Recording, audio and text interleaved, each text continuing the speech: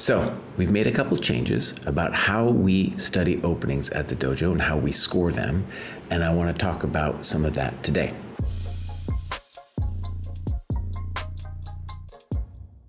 So first of all, a couple tenets of what we believe good opening study is.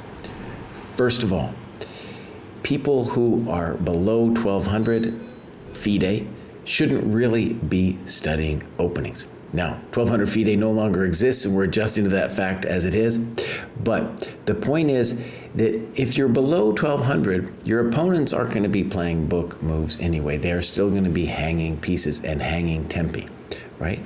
And so the usefulness of studying openings is not there. Furthermore, it's going to actually get in your way, because what will happen is you'll remember weird stuff that doesn't apply to the current position at hand, and then you will not be playing principled moves. And really, that whole journey up to 1200 is your opportunity to learn how to play principled moves in the opening. Okay, so the dojo philosophy from the start was that after 1200, what people needed were really two basic buckets. One was getting a file built, or they could, essentially buy or find a file pre-prepared for them, right? So that's part of the work. And then taking some time to commit that to memory. That's an important step. So that's one bucket.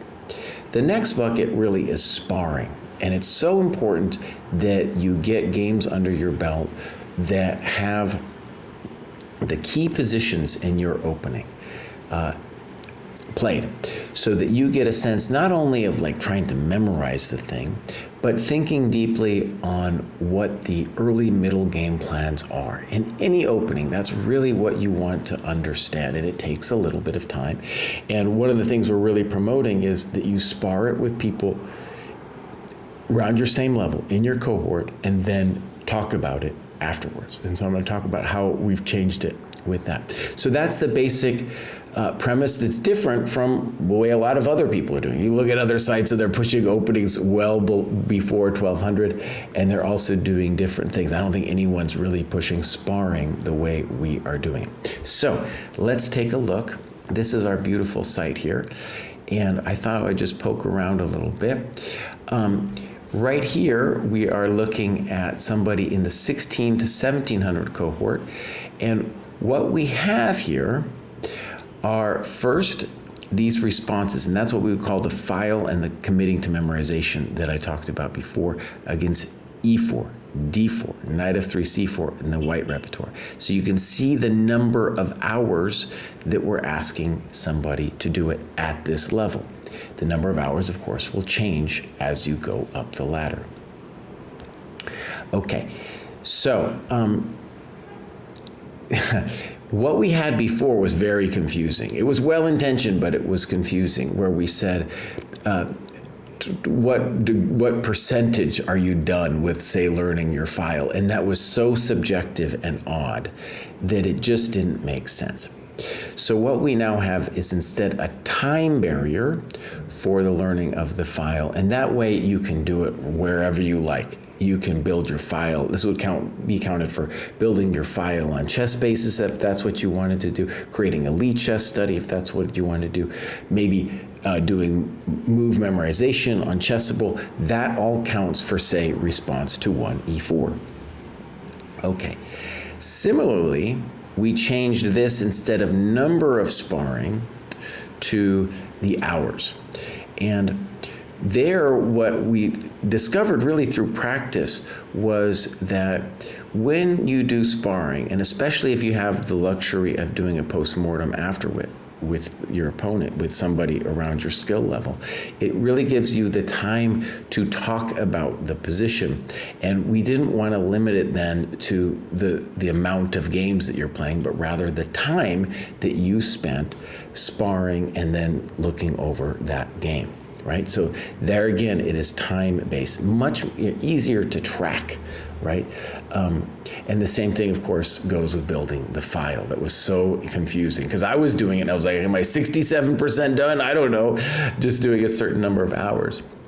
Now, another key feature of this is all of our recs in the program have a certain amount of time expiration.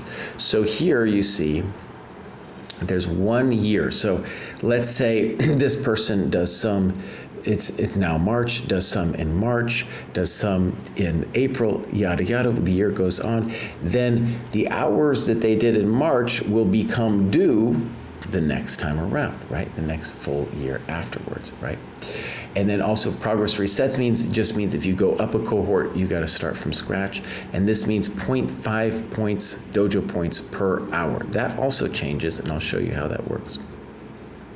So, though we had a big fight at the dojo, and people really want to study openings below 1200. And I will say, as someone who's looked at a lot of games of people who've annotated them below 1000, every time that I can see that they've studied some openings, I can promise you it did not help them. And usually, like I said, it led them astray, right? Because they have some structure in mind. Instead of thinking then about principled moves, they're thinking about this thing that they kind of sort of remember but don't really understand.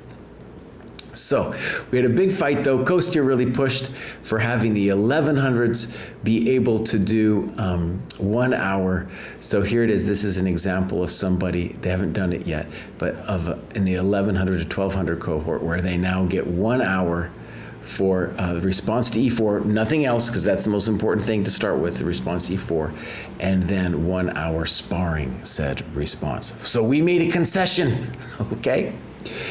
And then just to show finally, this is my personal thing here. And I had been tracking the hours, and so when we made this switch, it transferred nicely. So you don't have to, if you were doing it before, and as long as you were logging the hours, you just instantly can see it here. And I'm really happy with this as a user as well, because I want to mark my time, and I want to know exactly how much I'm doing and if I'm doing too much. And then I wanted to tell me, right, like, oh, you need to refresh your, say, response to 1E4. It needs to get done, boss, So I'm really happy with that. Also, if you can look at the activity, you can see the time breakdown for how much time you've put into the opening, and then, of course, the number of recs that you get here. Oh, and then I should add, in the opening, now when you go up to, let's say, the higher levels, now you get 0.25 points per hour. It's just harder to make progress when you are more advanced in the dojo. That's something that goes for all recs, really. For example, for me doing a Polgar mate, I get a lot less points than, say, somebody who does a Polgar mate at the 600 to 700 cohort.